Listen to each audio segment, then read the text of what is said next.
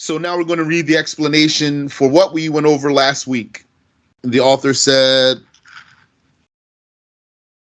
Al-i'rabu atharun zahirun aw muqaddar. I'rab, al-i'rab, which is the changing endings, the shifting or variable endings of the words. It is an athar, a trace, yani something left behind. Atharun zahir, an apparent trace. O muqaddar, or an estimated trace. Yajlibuhu al-amil, it is a trace that is summoned by the amil, al-amil, the governing word, the agent, the word that has some power that comes upon another word and affects that other word, giving it a fatha or dhamma or a kasra. That's the amil, the agent that has power. Fi akhiri al-kalima, and it occurs in the end of the word. So you see right there, he gave a definition for i'rab different from what we learned in al-ajurrumiyah. In al-ajurrumiyah, he said, al-i'rabu taghyiru awakhir al-kalim لاختلاف العوامل الداخلة عليها لفظا أو تقديرا. According to al-ajurrumiyah, i'rab is the changing of the endings of the words because of words that influence those words, because of other words, because of agents, these governing words that influence those words. Al-i'rabu huwa taghyiru awakhir al-kalim, it's the changing of the endings of the words لاختلاف العوامل الداخلة عليها, because of the varying agents that come upon those words. لفظا أو تقديرا, and that change would be verbalized, pronounced, or estimated, which means intended. Intended. That's the definition that we've learned and memorized. Now here he gives another definition, Ibn Hisham here, and this is even more exact according to some scholars. Some scholars said this is a better definition. Al-i'rabu atharun zahir aw muqaddar. I'rab is a trace, an apparent trace, or an estimated trace. Estimated means intended. We'll see examples. يجلبه العامل في آخر الكلمة. It is brought about by the governing word, by some agent, a word with power. And it appears at the end of the word, the affected word, the governed word. فالظاهر, now, an example of an apparent trace, كالذي في آخر زيد, is like the trace that appears at the end of the word Zaid. في قولك, when you say جاء زيد, Zaydun came. وَرَأَيْتُ زَيْدًا, I saw Zaydan. وَمَرَرْتُ بِزَيْدٍ, I passed by Zaydin. So Zayd is Zayd. That's a man's name. His meaning doesn't change.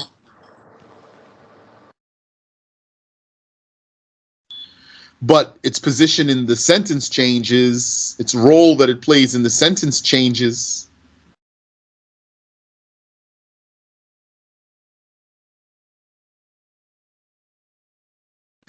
So then the ending is going to change to reflect what it's doing in the sentence.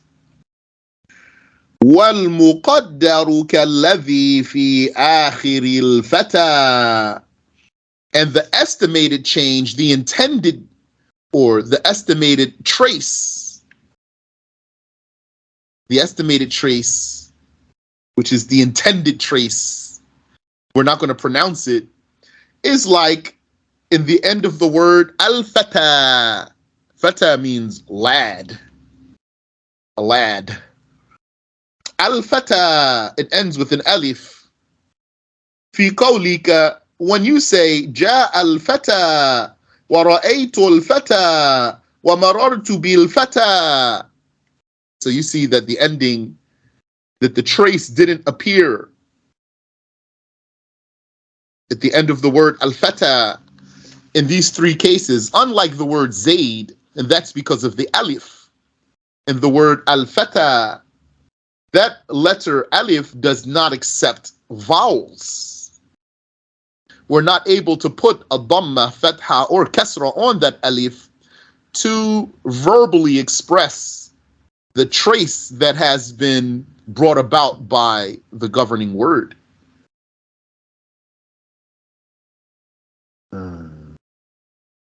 So now we're going to go according to Ibn Hisham's definition of i'rab. So I'm going to try to go against my habit of calling it a change and call it a trace. So according to that definition in Al-Ajurumiyya for i'rab, al-i'rabu huwa taghyir, it's a change. Taghyiru awakhir al-kalim, it's the endings of the words changing. And according to this definition of Ibn Hisham, it's an athar, it's a trace of the governing word, of whatever word affected it. Because when you study a book, then you want to study its terms. Don't study a book and then go according to the terms of another book.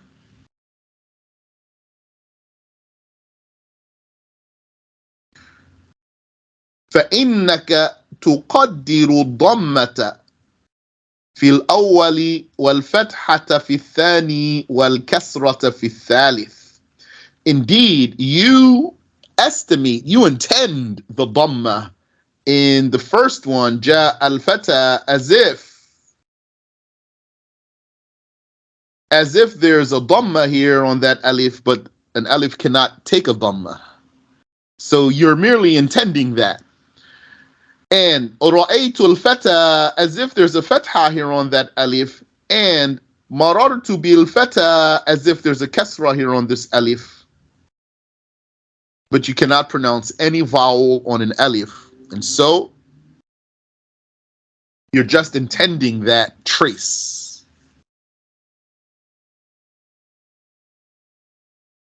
لِتَعَذُّرِ الْحَرَكَةِ فِيهَا, because of the inability to vowel that last letter. التعذر. This word here, ta'adhur, it's an important word. Ta'adhur. Ta'adhur, inability. Sometimes you're unable to express the trace of the governing word. So that's called ta'adhur. But sometimes you are able to physically say it with your tongue, but for another reason you're not going to. So then it's not ta'adhur, it's going to be for another reason. You're estimating or intending that change is going to be for another reason. We'll address it when it comes, inshallah. وَذَلِكَ الْمُقَدَّرُ هُوَ الْإِعْرَابِ. That estimated trace or intended trace, that intended dhamma or fatha or kasra, that's the i'rab. وَالْإِعْرَابُ جِنْسٌ تَحْتَهُ أَرْبَعَةُ أَنْوَاعٍ. I'rab is a type of thing, a single type of thing. Beneath it, there are four kinds. I'rab is a type of thing that has four kinds, or we could flip that and say it's a kind of thing that has four types, whichever way you like. Al-i'rab is a jins. It's a kind of thing.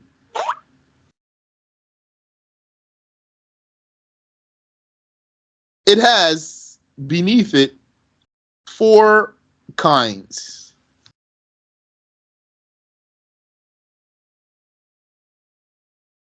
What are those kinds? Al-raf'u wal-nasbu wal-jarru wal-jazm. Rafa', first rank in the sentence. The highest rank in the sentence. Nasb is the second rank in the sentence. Jar is the third rank in the sentence, and jazm is the fourth rank. Like we said last week, the translations of these words are not very important here. So you need to be accustomed to the terminology. Rafa', nasb, jar, and jazm.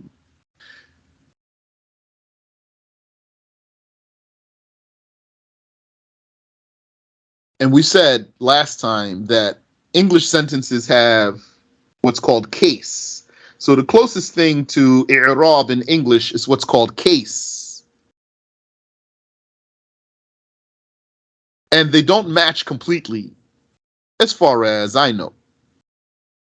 And so rafa' would be, the closest thing to it is nominative case. Nominative case has another name, subjective case.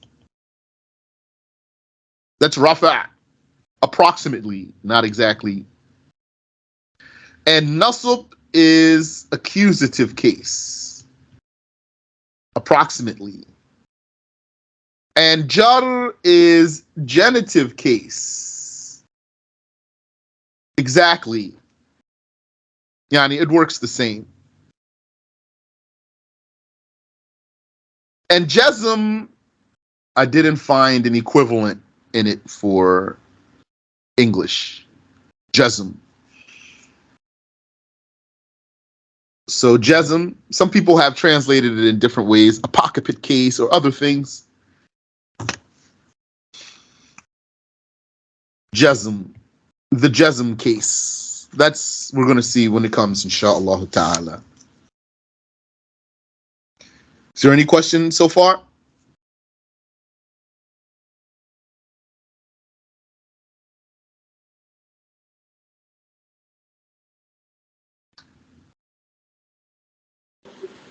No. Okay. He says, وَهَذِهِ الْأَنْوَاعُ الْأَرْبَعَةُ, these four types, تَنْقَسِمُ إِلَى ثَلَاثَةِ أَقْسَامٍ, they divide into three categories.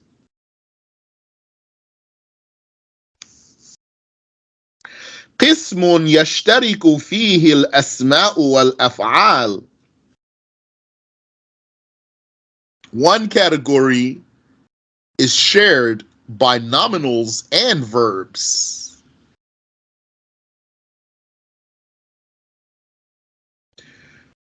وهو الرفع والنصب, that's رفع and نصب. تقول, you say, زيد يقوم. So زيد يقوم, Zaid stands. So the nominal Zaid is in a state of rafa', and the sign of it is that dhamma. The verb yaqumu is also in a state of rafa', and its sign is also a dhamma.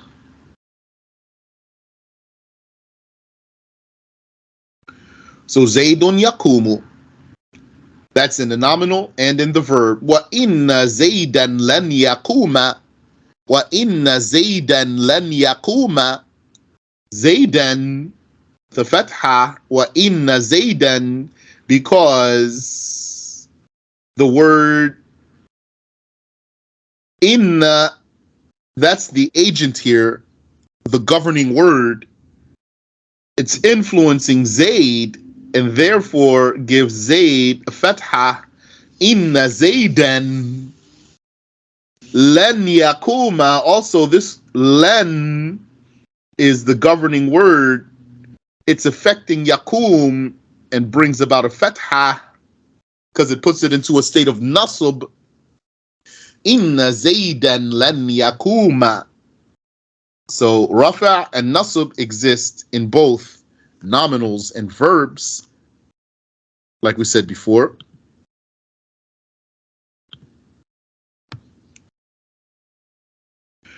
وقسم يختص به الأسماء. And there's a division that's particular to nominals. وهو الجر, that's jar. وهو الجر, which is also called خفض. Jar is also called khafd. In the text of Al-Ajurrumiyah, it's called khafd. It means exactly the same thing. Here, technically means exactly the same thing. That's genitive case. In English, that's only for nouns. Only a noun could be in the genitive case. So it matches there. But in Arabic, rafa can be for nouns and verbs. Nasb can be for nouns and verbs. As for an English nominative case or accusative case, I don't know about it being in verbs. So if someone has that and you can benefit me and show me, I'd appreciate that. Taqul, you say, marartu bi Zaydin.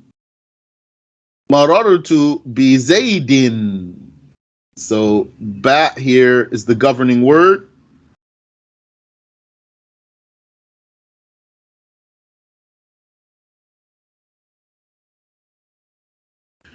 This ba here is the governing word. B, and it brings about the jar in Zayd. So it's going to get a kasra. Bi Zaydin. Marartu bi Zaydin. That's only for nominals. You can't put a verb there. وقسم يختص به الأفعال. And there's a division that's special to verbs. وهو الجزم. That's the division called jazm. Didn't translate it. Jazm means in Arabic language qata', severance, cutting. Because you cut off the last vowel or the last letter, as you'll see inshallah in its place. Taqul, you say, lam yakum. So lam, that's the governing word here, the agent, the amil, and its power is jazm. So it influences this verb and gives it a sukoon. That sukoon is the sign of jazm. It's the trace.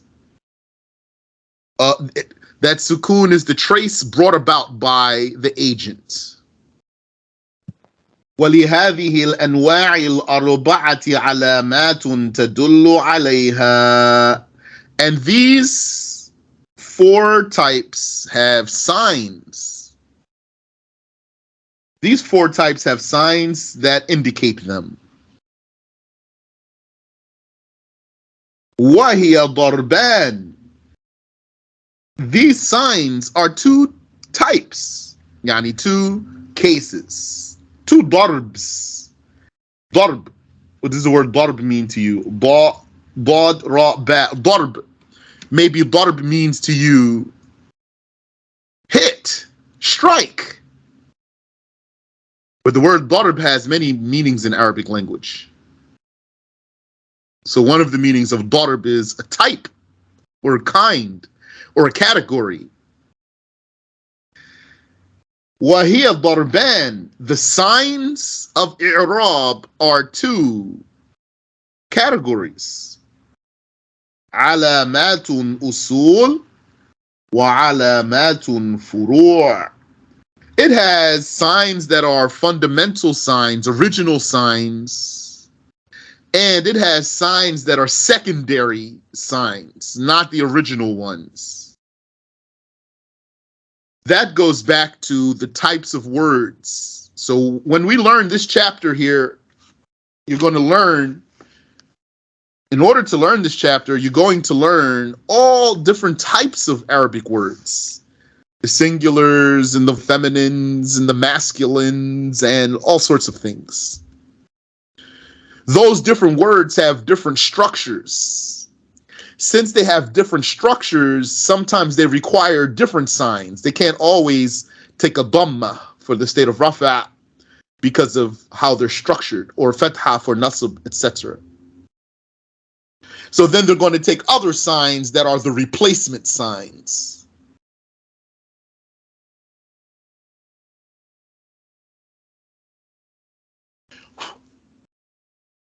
فَالْعَلَامَاتُ الْأُصُولُ أَرْبَعَةٌ. The original signs for i'rab are 4.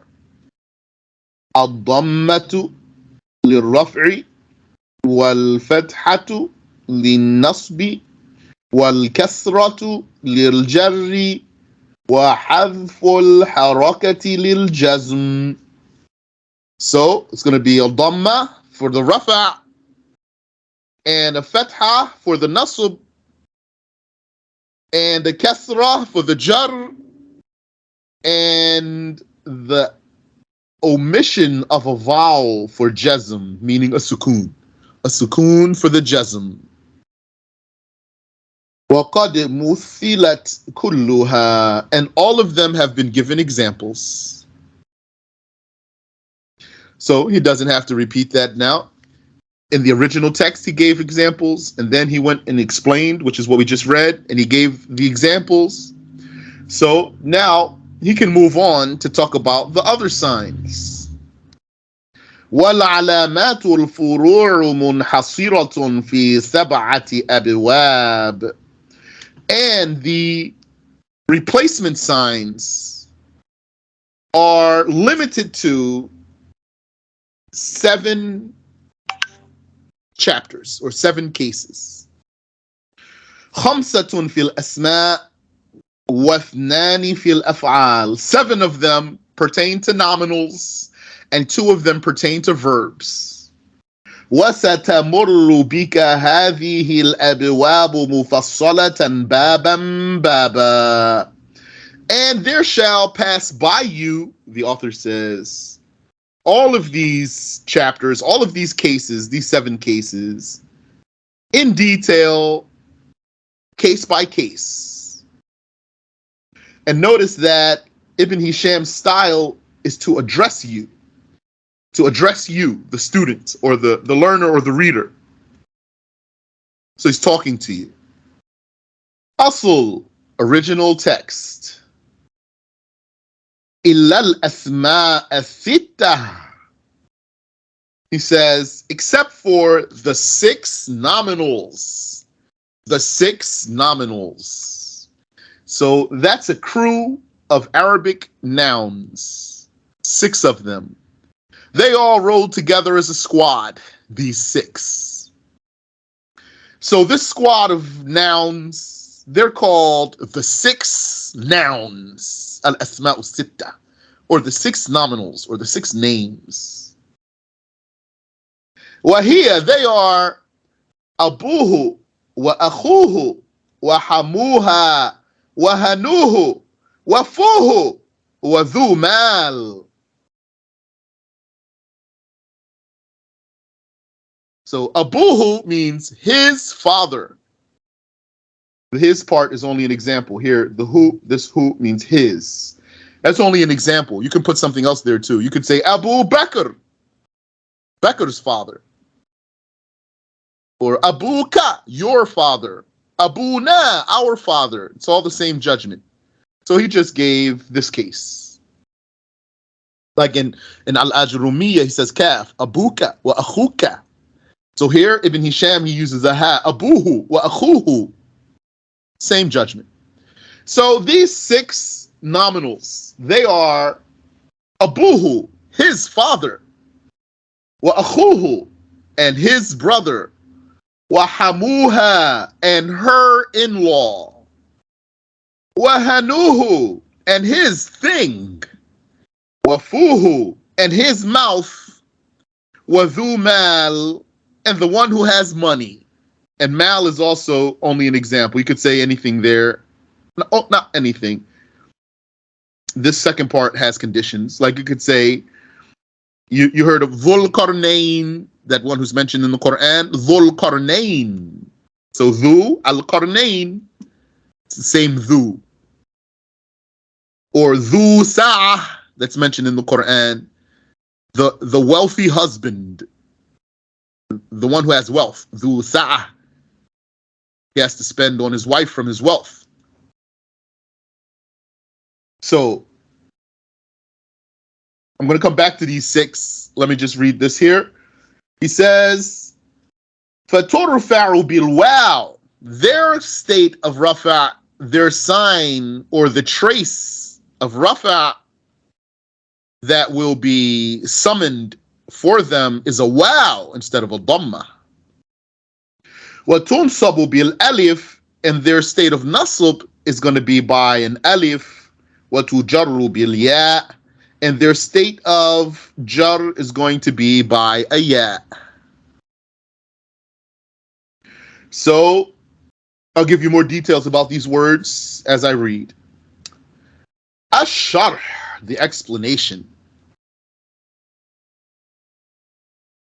هذا هو الباب الأول مما خرج عن الأصل.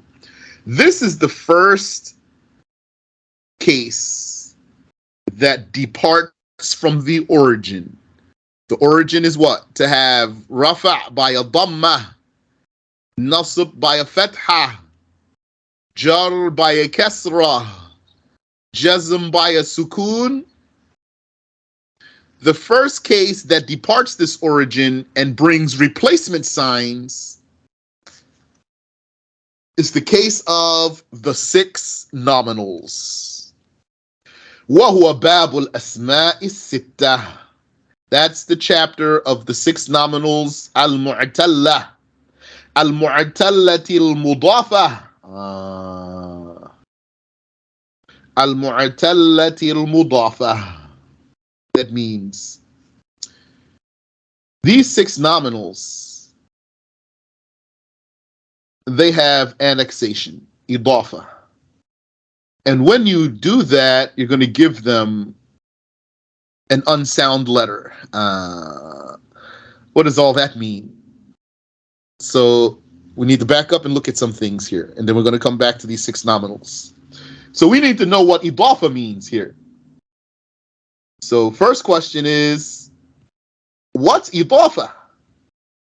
And second question is, what's unsound letter? An unsound letter, what's that?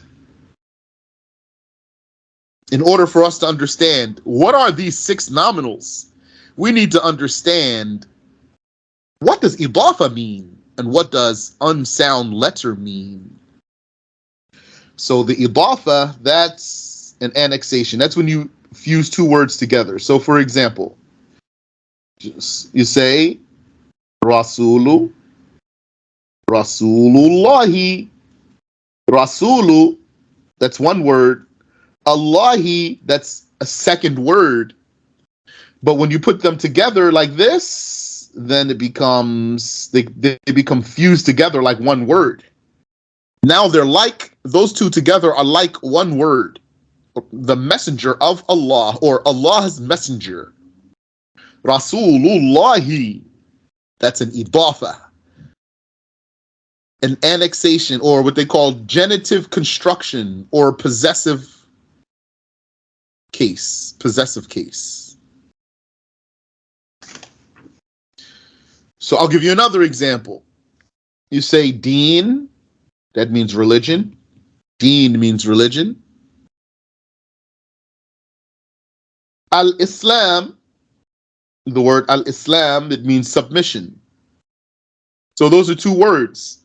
But when you put them together, you say Deenul Islami. Deenul Islami. Now they both fuse together like one word. The religion of Islam, or Islam's religion. That's an idafa. That's what's happening here in these 6 nominals. Because we're saying Abuhu, his father. Akhuhu, his brother. And I already told you, you can put anything else there. In other words, there has to be an idafa here. So that's what idafa means. And that's going to come back. Very important. If you have any question, feel free to ask. What about the unsound letter? The unsound letters, those are alif, waw, and ya. They're called in Arabic huruf illah. Huruf illah. Huruf illah.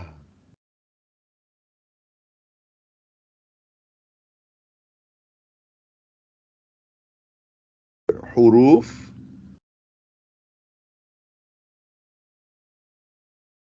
illah. I'm translating that as unsound letter. Unsound letter. So, what we have here, where's that? The idafa, he says, wahiya abuhu. So, you have the word ab, that means father. And you have this pronoun here that who, that means his. So then you might say, okay, I know ab, father, and I know that that means his. Where'd that wow come from? That wow came when we annex these two together. It gives birth to a wow. And then you might say, why? And the answer would be because these are the six nominals. They're a crew, and that's what they do. So you want to deal with those six nominals? Then you're going to have to deal with their idafa and their unsound letter that comes with it. End of story. If you don't like it, then you could use another dialect of Arabic if you don't want to, but that's not common. So then you take this word, ab, it doesn't have any defective or unsound letter, and then you take the pronoun who, by itself it would be abuhu, abuhu, abuhu. But you don't say abuhu, because when you annex those together, it's going to give birth to a wow. Then it's going to become abuhu. So that's why they're called al-asma'u sittatu al-mu'tallatu al-mudafa. Or more commonly, they're just going to be called al-asma'u sittah. The six nouns. Wahiya abuhu, his father. Wa akhuhu, and his brother. So the original word is ab here, and the original word here is akh, brother. Ya akh, oh brother. You don't say ya akhu with the wow. If there's no idafa, if there's not an idafa there, when you make an idafa, then you're going to bring that wow. You're going to say akhu Zaid, akhu Amr, akhuhu, akhuka, etc. And hamuha, her in-law, hamuha, her in-law. So it's originally just ham. What's the ham? The ham is the husband's relatives. The relatives of the husband. That's the ham.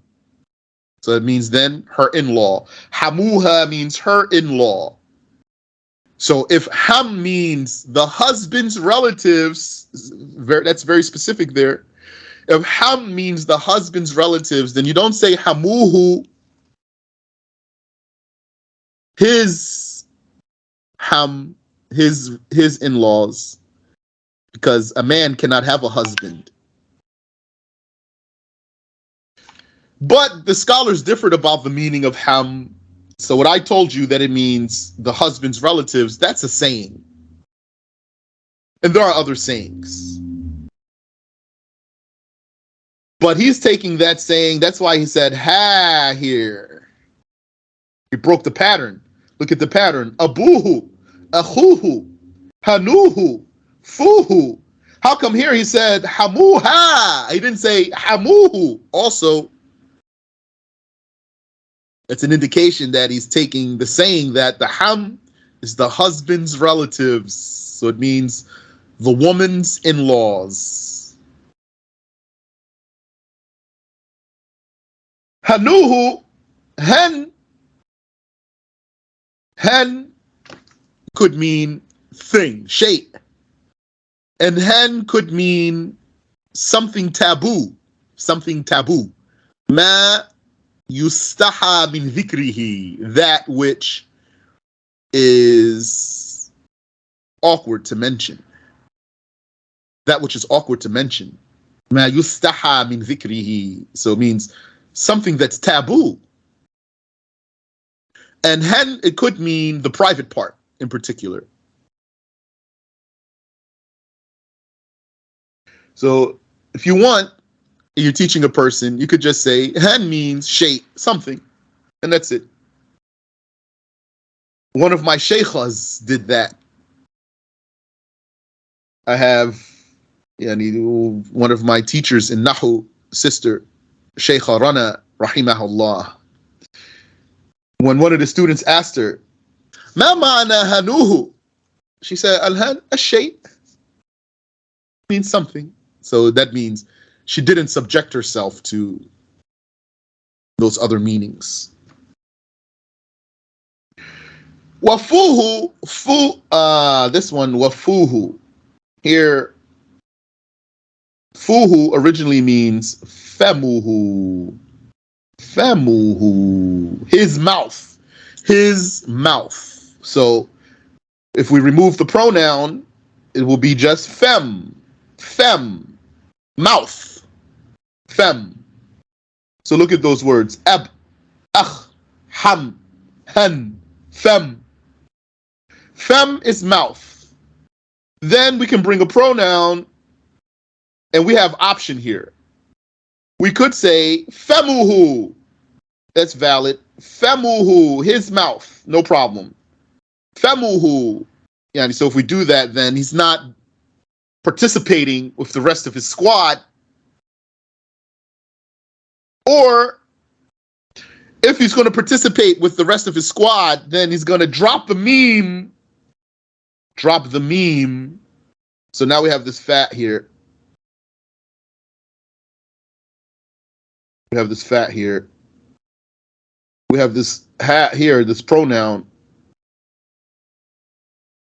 We drop the meme out of there. So what are we going to do? We're just going to then give birth to a wow. And then it's going to become fuhu. Fuhu, his mouth. So you could say femuhu, his mouth, or you could say fuhu, his mouth.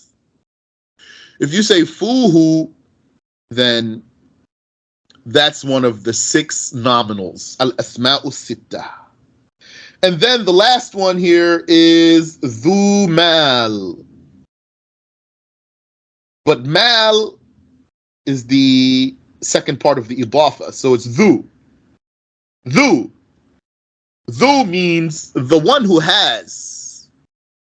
Dhu means sahib, they say. Dhu means sahib.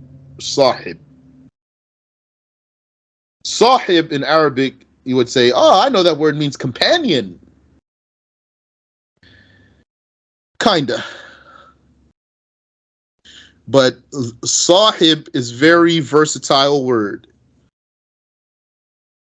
Sahib is very versatile word. So it could mean the one who has, or it could mean the author of, or it could mean something. It could mean all kinds of things. Depends on how you, depends on what you're saying. When you translate it into English, if you want a very good translation, exact one, then you're going to change it sometimes.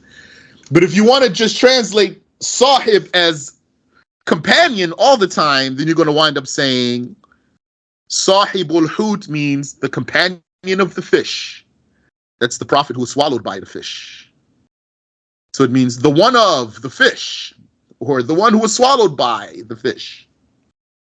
If you say sahibul kitab, You might say the companion of the book, or you might say the author of the book. So sahib is very versatile, and dhu means sahib. So dhu in simple words means the one who has something. So who's that great one mentioned in the Quran? Dhul Qarnayn, the one who has two qarns. And then the word qarn has different meanings too. So here in the example of the author, dhu mal means the one who has money. Dhu mal. Mal means money.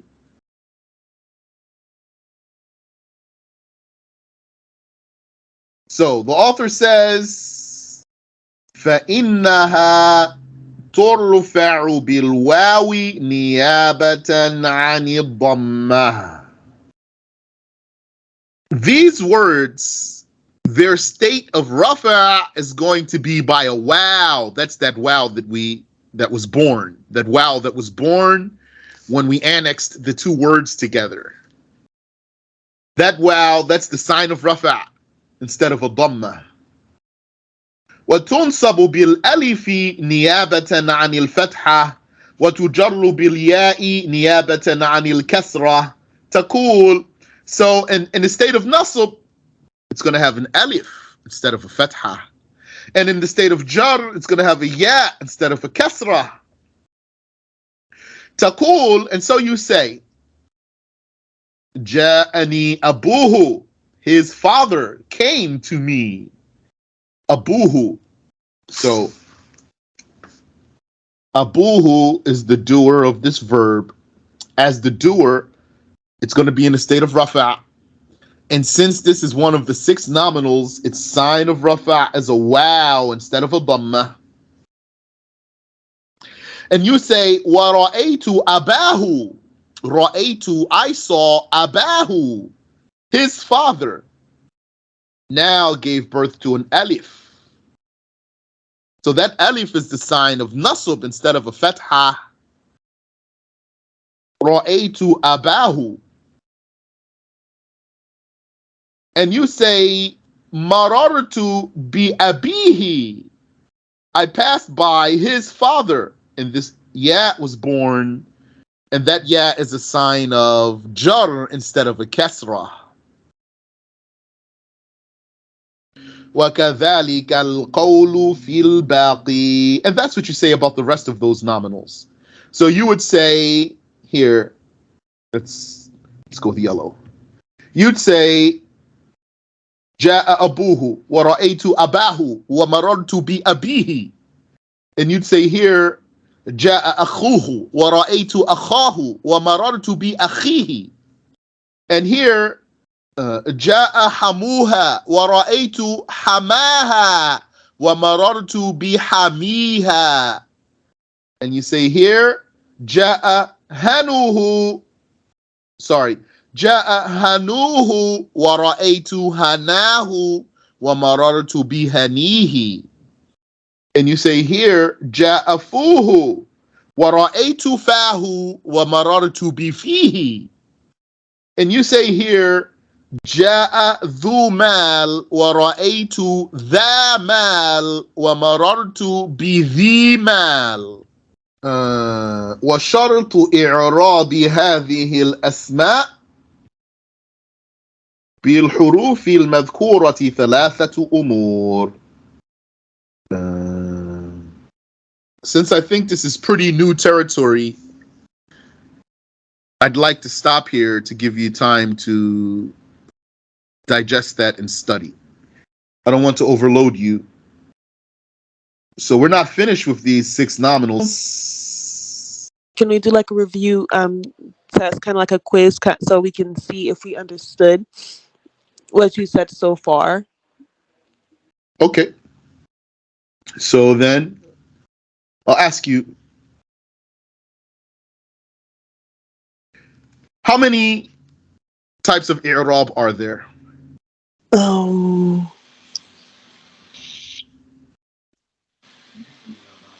That's the i'rab is the name of the one that goes like the rafi' and the nasib and the jarr and the harf. 4.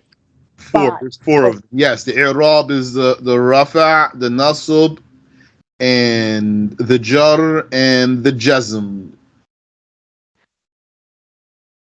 So there's four types of i'rab. He defined the i'rab for us by saying that it's a trace that's left on the end of a word because of some other word that came upon it and affected it. the trace that's left at the end of the word because Of, of some other word. of Oh, another word. so Yeah, like for example, how you were saying like B for the jar, like the B leaves the trace of the kesra at the end correct. of the word because of the B. Okay. Yes, correct. Uh, and so we know what's i'rab, and the next important thing to know is the signs of i'rab. So there's two types of signs: original signs and, let's say, unoriginal signs. What are the original signs of i'rab? The original signs of الرافع is ضمة. Correct. ال علامة النصب is فتحة. Correct. علامة الجر is كسرة and Yes. علامة الجزم is سكون. Correct. And then, but what do you mean by like unoriginal? Like Unoriginal means a sign of rafat that's not a dhamma. حذف نون? Like what? حذف نون? No, not رفع. It would be like ثبوت نون or no? Like, well, we didn't get there yet. Mhm. So, like what we mentioned so far, I think I. which is that the author introduced the first unoriginal sign by introducing to us a squad of nouns. What's this squad of nouns Oh. that he taught us? Um. Um. I'm gonna read it. The one that is that Isma Isma as Yes. Isma as. Okay, so those are called unoriginal. So you know it's marfu'a because Abu who has a doma, so you know it's marfu'a. No. Oh, okay. So, but hold on. So these are al asma'u sitta, the six nominals or the six nouns. So what's these? These ones are some nouns out of the thousands and thousands and thousands, tens, hundreds of thousands of words in Arabic. These six are a special crew or family. So they have special rules that other nouns don't have. Among those special rules is their i'rab is an unoriginal sign, not the original sign, because their structure is different. The structure of these words requires idafa. You need to put them with another. You don't have to put them with another word, but when they're these six nouns, the six nominals have to be in idafa to be the six nominals. If you take the idafa away, it's not part of the crew anymore. Not part of the family anymore if you take the idafa away. So when you have these six words and you put them into idafa, then they become part of a special crew of nouns called the six nouns. These six nouns, let me ask you, sister, what's their state of rafa? What's their sign of rafa?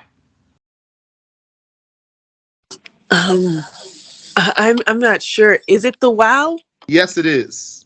Okay, Here's the question, golden question. Why is it a wow? because um because and it's is it because it has a doma? No, it's a wow because those are six. Oh, it's a is it a wow? Sorry to cut you off. Is it a wow because of the what do you call it, the silent letter? No, Oh, okay. Those are, its sign is a wow because those are the six nominals. Oh. Okay. Okay. That's it. So that was kind of a trick question there. Those will get a wow as their sign because they are the six nominals. That's what they do. They come through in a state of rafa and they take a wow, and that's what it is. Okay, so they get a wow because they're the six nominals. Yes. So they take an unoriginal sign of i'rab because of being the six nominals. What's their sign of nasb? Elif. An alif instead of a fatha. None. And what's their sign of jar? Jar. Oh, yeah. A ya instead of a kasra. Why? Because those are the six nominals. Do they have a sign of jazm? No, because jazm is only for verbs. Oh, okay. MashaAllah. Well, that's good. I'm glad you asked for that review there. So that's really all we covered now. What are the unsound letters? See, the unsound letters part, I'm not sure if I really get it. Like, is it the elif, That's one letter. wow, and yeah? Yes. Alif, waw, and ya. Okay. Oh, right, because they're the huruf al-illa. Huruf al-illah. Yes. Okay. I'm translating huruf al-illah as unsound letter. Okay. Because illah means sick. Those are the sick letters. What makes them sick? That they change and switch. They don't stay firm. The other letters are the healthy letters. Huruf al-sihha. What's contrary to huruf al-illah is huruf al-sihha. The healthy letters or the sound letters. They stay firm. Like a bat doesn't just turn into a cough, or Jim doesn't just turn into a ra, but an alif could turn into a wow or a ya. A wow could turn into an alif or a ya, and a ya could turn into an alif or a wow. So they're not stable. Okay. That's what makes them sick letters, unsound letters. And what's idafa?